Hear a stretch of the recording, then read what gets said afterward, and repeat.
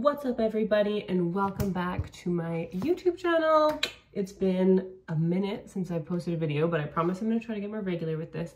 But today is a very exciting day because in front of me on my laptop, I literally have my book deal, which I have proofed, read, lawyers have gone over it, all of that fun stuff, and I am literally about to sign my book deal on camera with all of you guys today. Honestly, this is probably the most surreal experience of my life. It has been a long road to get here, but we did it and we made it. You know, it's funny because going back and looking at some of my old journals, I literally would write over and over again, I will have my first book deal by the time I'm 30. I will have my first book deal by the time I'm 30. Over and over and over and over and over again. And what day is it today? It is, well, what day is it today? It is August 16th, 2023, and it is the new moon. Not all y'all be spiritual out there, I get it, no worries, but I am, your girl is. And every new moon, I have this practice where I open up my journal and I write out my manifestations. So literally it's like, I write out my manifestations as, what are those things called? I write out my manifestations in the form of affirmations. Manifestations as affirmations. What are you talking about, Shanna? What does that mean? I'm gonna tell you. So when you write out like an affirmation, you write it as if it's already happened, right? You write like, I am. You don't write like, I will. I mean, you can write I will. I'm not the affirmation police, okay? But the way that I do it is I write it as if it's true already. Like, I am this, like, I am that, blah, blah, blah. Or if it's more of like a wish fulfillment that I want to do, then that's when I write like, I will become this, I will do this, I will achieve this, I will succeed in this department, blah, blah, blah, whatever. So literally, I have been writing for so long, like I will have my book deal by the time I'm 30. And how old am I? 29, okay? My birthday's in January. It means I literally achieved my goal after working so hard for so long on this. Right now, it's like the tears are gone because I feel like I have shed so many tears of joy throughout this whole process, this whole experience, because I've known about this book deal since March. Well, I had my first book deal offer in March, but I ended up turning that one down and I decided to go with House of Anansi, and I'm so excited about that. So House of Anansi is Canada's top independent publisher for literary fiction and nonfiction. Obviously your girl is writing nonfiction, and it is a huge, huge, huge honor of mine to be signing my first book with House of Anansi. I could not be more excited. I could not be more excited about working with my editor. Her name is Shira Rose. Am I allowed to say that? I don't know, but I will bleep it out if I'm not. But alas, here we go. The moment has come where I'm actually gonna physically sign this document on camera right now, today, on the new moon of August 16th, 2023, baby.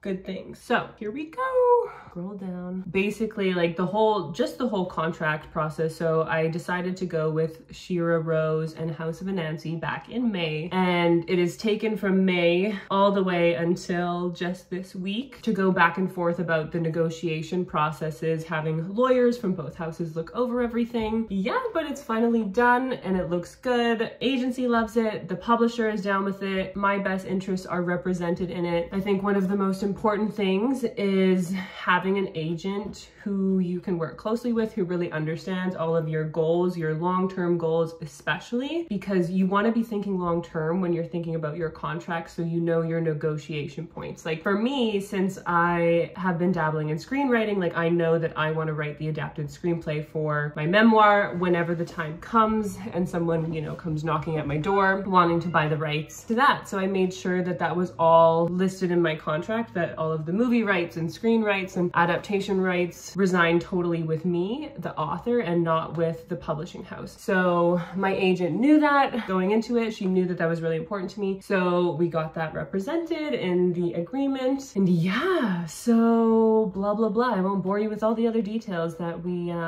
negotiated, but here we go. So we are now officially going to sign it. Baby, you are the love of my life. Whoa, baby. Insert. Sign one. Citizenship. Canadian girl. Through and through. Oh, I don't know what that was, but it was a good time. Oh my God. Here we go. Okay, signature's in, all of this stuff is in. Here it comes. Who am I? Cheyenne Marie Sage. What are we doing? Signing my book deal. Crazy. Here we go. Oh my God, I can't believe that I'm actually about to do this right now. Okay, so I've signed it. Everything is in there. And now what we're about to do is click the little button that says, I agree. Oh my God, we agree. It's done. The book deal has been signed, my friends, officially, formally, blah, blah, blah, all that stuff. Okay, amazing. It's done. I'm so happy that I was able to film this and record this for all of you guys who have been following along my journey. Thank you for being here with me, all that fun stuff. So, time to get down to the brass tacks, as people say. How? You might be wondering, did I, Cheyenne Marie Sage, secure a book deal before I even graduated from my MFA? Now, you might be wondering, how can I do that for myself as well, just like Cheyenne did? I'm here to tell you. Okay, what is this? I don't know. This is actually, well, I do know what this is, but why I'm holding it like a microphone, I don't know. Yes, hello. This is a piece of Palo Santo, which is a nice cleansing sacred wood. Okay, but anyway, I digress. Basically, I'll just tell you the journey of how I was able to land my book deal. Everyone's journey in an MFA is gonna be completely different, and so I just want everyone to keep that in mind. All I'm here to do is share my experience and how I was able to make this happen for myself. Essentially, so I was one of those people going into my MFA program fully being aware of what I was doing. Like, I only signed up to do the MFA because I wanted to have 2 whole years solely dedicated to working on my project with some of the best mentors that I could possibly have, giving me feedback on my writing. Basically, to follow along the timeline that I did, I would say you pretty much need to know what you're going to be working on going into the MFA program, because it's all about polishing, like just writing. It's writing,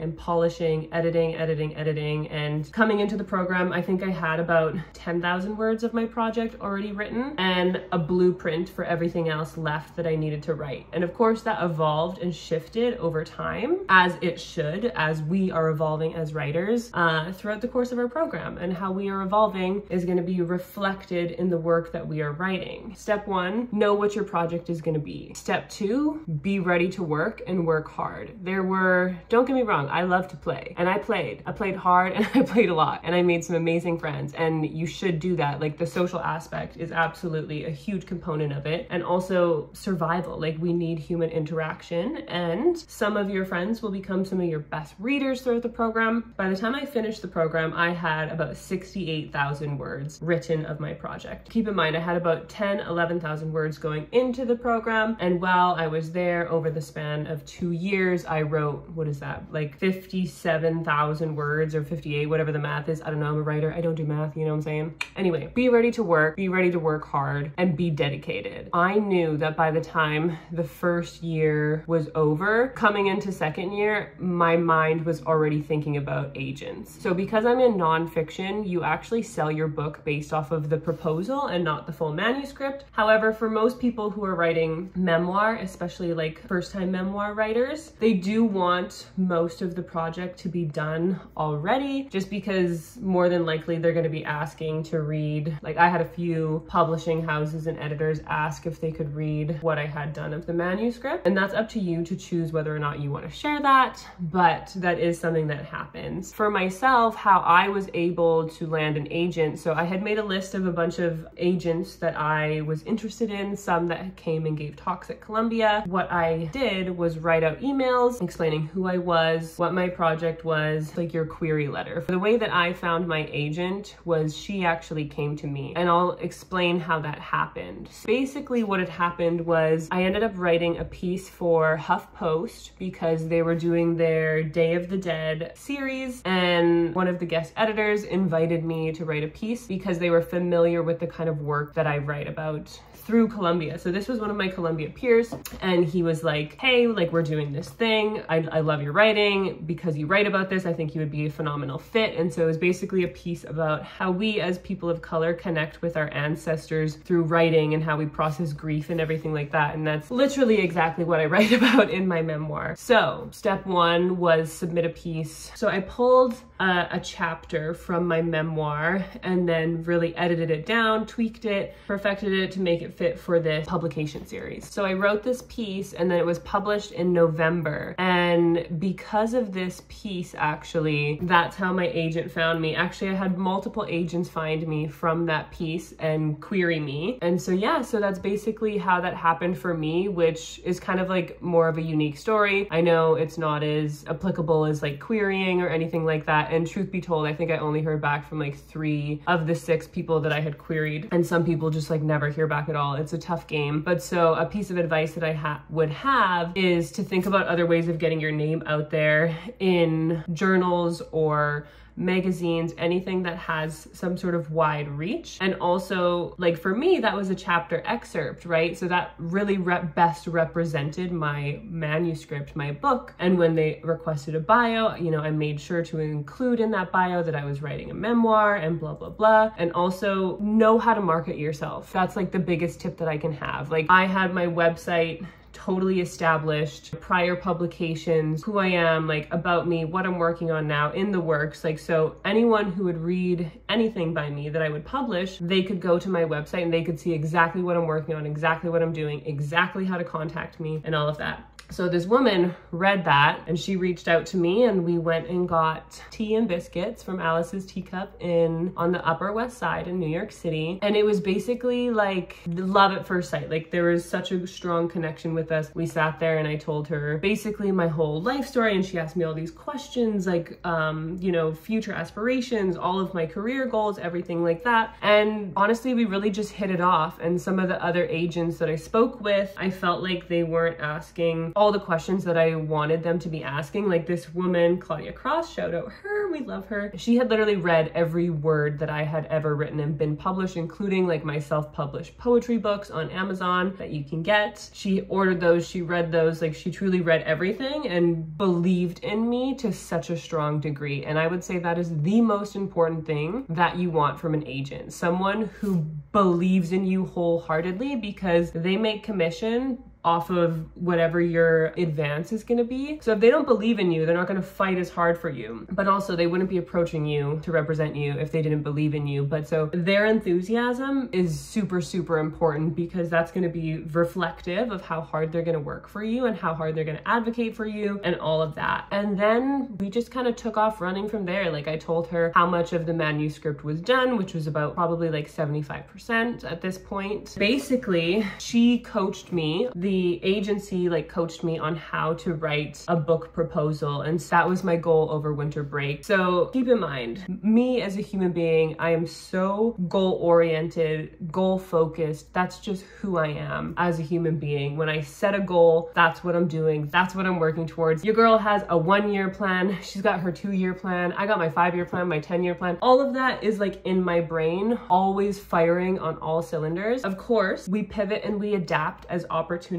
present themselves, as we should. But for me, it's always important to be working towards something, trying to build up my career as a writer. Everything is like writing focus, marketing focus, like business focus, like how can I achieve all of my dreams and do everything that I want to be doing? And yeah, so I approached my MFA and my book as no different. So over winter break, I just started writing the proposal, which you needed your sample chapters, which I already had. So I pulled some of my best sample chapters, really fine-tuned those, edited them, yada, yada, yada, all that good stuff. And then you also need to write like an about section, a chapter outline, detailing everything, prior publications. You need to write like who could potentially blurb you, basically anything and everything that is gonna help sell you and sell your book and sell that to a publisher. I worked together with my agent doing this and we went back a couple rounds of edits, we perfected it. So by the time it was, I think, beginning of February, I finally had it completed. We were happy with it. We felt it was really representative of my book as well as it could be. And then we just started sending it out. And I told her I didn't want to know anything except for yeses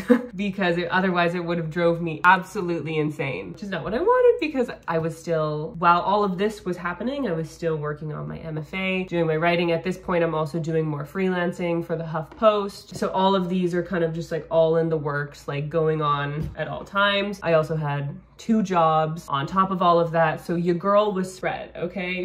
She was doing all the things at all the times. But that's how I work. Like, I love being busy. I love being on the go. And also when I love what I'm doing, it makes it really, really easy to be doing all of these things. That was kind of that. And then it was like a waiting game to see, okay, when is this gonna happen? Is anyone gonna want this? Blah, blah, blah, all this stuff. And so I got a couple of requests to read the full manuscript, which I did not feel like doing at the time because I felt like the manuscript just wouldn't be where I would have wanted it to be in terms of actually having editors read it. Yeah, but then I think it was it March or April? I don't even remember the timelines. I think it was like March. I think it was March actually. I got like the first offer and I felt pretty good about her and everything, the woman who made the offer and all of that. But there was just something that didn't sit right, like in my gut. And I am like very much like have a plan, have a goal, make choices, and my choices, like if it doesn't feel right in my gut, I'm not gonna do it. Like I have to feel that. I have to absolutely feel that. And I was just kind of missing that. So I was like, well, let me pause, take some time. And then that's when I got the offer not much longer after that from House of Anansi, Shira Rose. And when I met with her, I got that gut feeling that I had been waiting for. And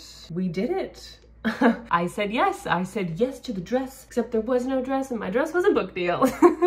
And then your girl graduated and she had a book deal. And then I got a job as an adjunct professor for the fall at Columbia. So all of these really amazing things were happening like all at the same time. And so what did I decide to do? I decided to book a trip to Japan because this little potato head had been working so bleeping hard for so bleeping long and I deserved it. And that's what I did. And I went to Japan, then I went to Denmark, I went to the Netherlands, and I had the most incredible summer of my life, filled with love and gratitude and just feeling so appreciative of how far I have come and how hard I have been working for so long, and to finally feel like the fruits of my labor pay off. Like, if you think this just came out of thin air for me, like it did not. This entire time I have been working, you know, honestly, like since I was like 13 years old, I've always had a job. I've always provided for myself. I have always had multiple jobs. Like once I moved out and had my own place and been going to school full time, and I hit the gym 5 days a week, and I have an active social life, and I do all of these things, but that's just how I function. And I understand that not everyone is like that, but this is just to give you a glimpse into understanding how I was able to achieve all of this for myself before graduating. And I know everyone's journey and timeline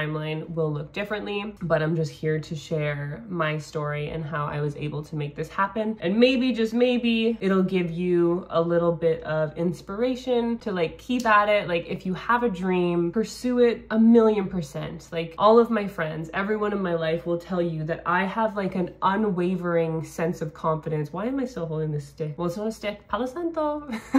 Anyway, it feels good to hold it, so I'm gonna hold it. All of my friends, everyone will always tell you that I have this unwavering sense of confidence and belief in myself. Like I know that like my purpose here on earth is to write and is to help people heal through writing, to heal myself through writing. This is my gift, and I truly believe that all of us have a gift that we are meant to share in this world with everyone else. Super cheesy, but whatever. We're all important and we all have a gift.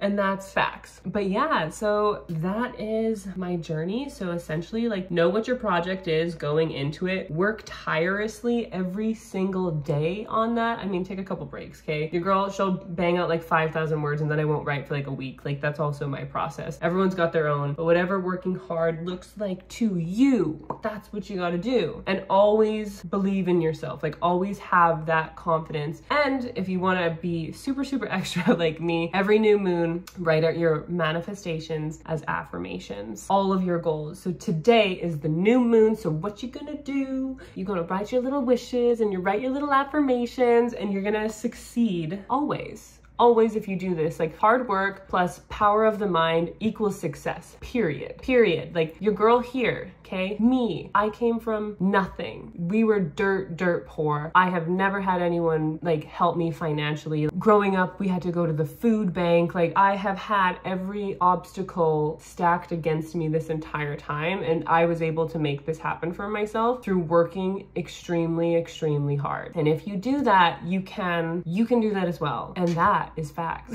You know, we all have setbacks and everything like that, but ultimately, if we just keep persevering and keep moving towards those goals, we will achieve them. So that's a wrap on my MFA. But yeah, stay tuned, and I look forward to this next journey in life, which will be this next part of the process, which is going through my edits with my editor over the next, I don't know how many months, 8 months, 9 months, I think 9 months, 9 months or so. So we'll have the draft fully done, ready for the presses, coming at you for May 1st is when it will be done. And in terms of when Soft as Bones, my memoir, will be published, it's gonna be January 2025, their marquee title of 2025, baby. Boom, coming at you live. All forms of education, healing, love, light, vulnerability, all that good stuff. But for now, I have a couple days left back at home, back to New York City, where we will begin the journey of being Professor Cheyenne. Professor